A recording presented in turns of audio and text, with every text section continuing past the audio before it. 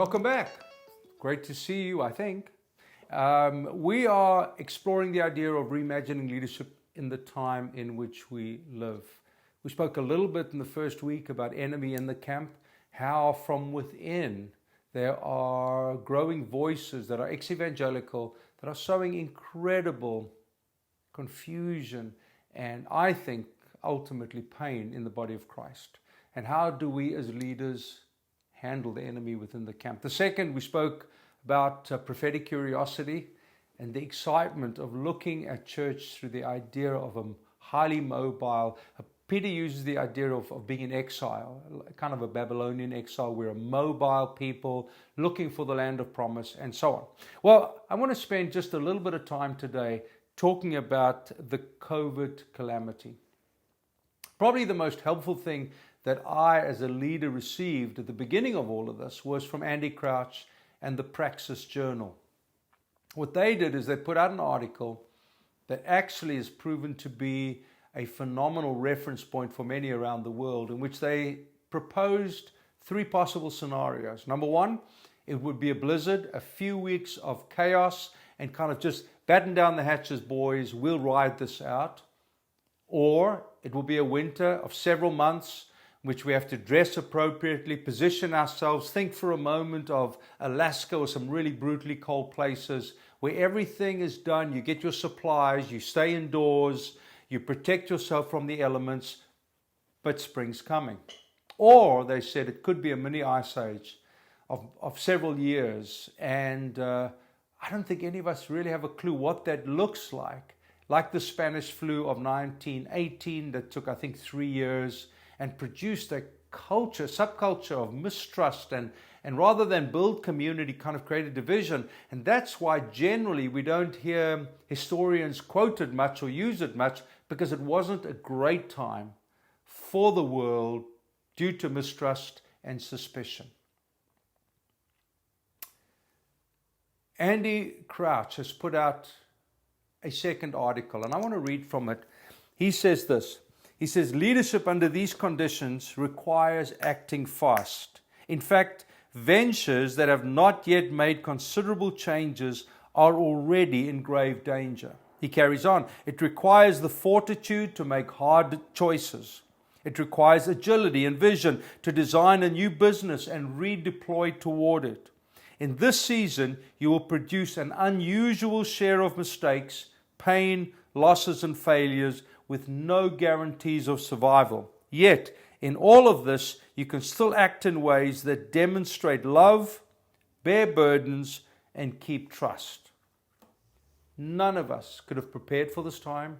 None of us could have positioned ourselves and our communities for this time. And so, almost like we've been playing soccer for years. We've got soccer rules, we've got soccer uniforms, we've got a playbook that's all about soccer, and suddenly someone takes the soccer ball away and kicks a football onto the field and says, new game, new rules, play.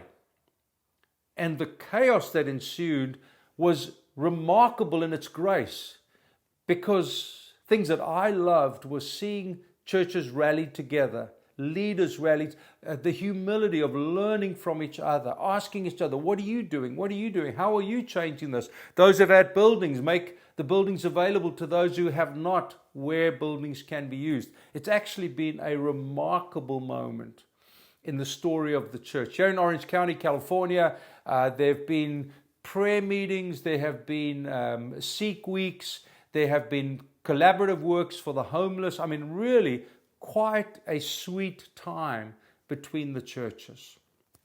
So how do we have this conversation around reimagining leadership?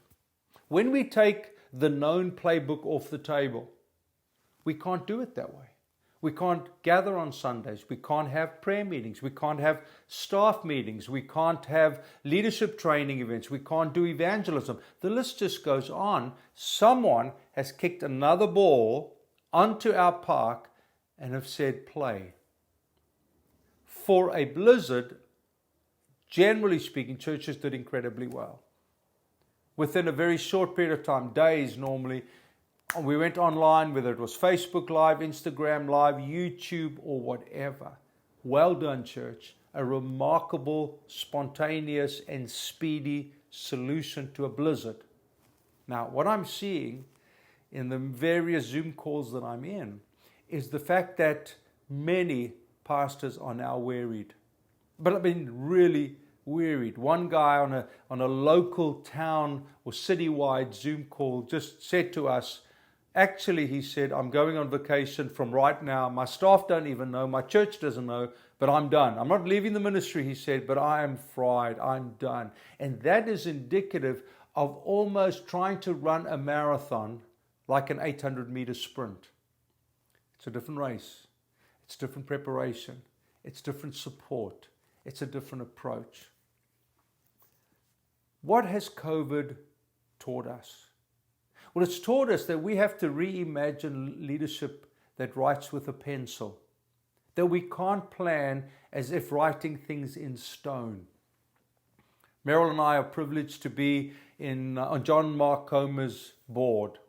And what amazed me always is how his ability to plan his preaching series 3 years in advance. I mean, I'm like, you're kidding me? I struggled to do it 3 weeks, never mind 3 years.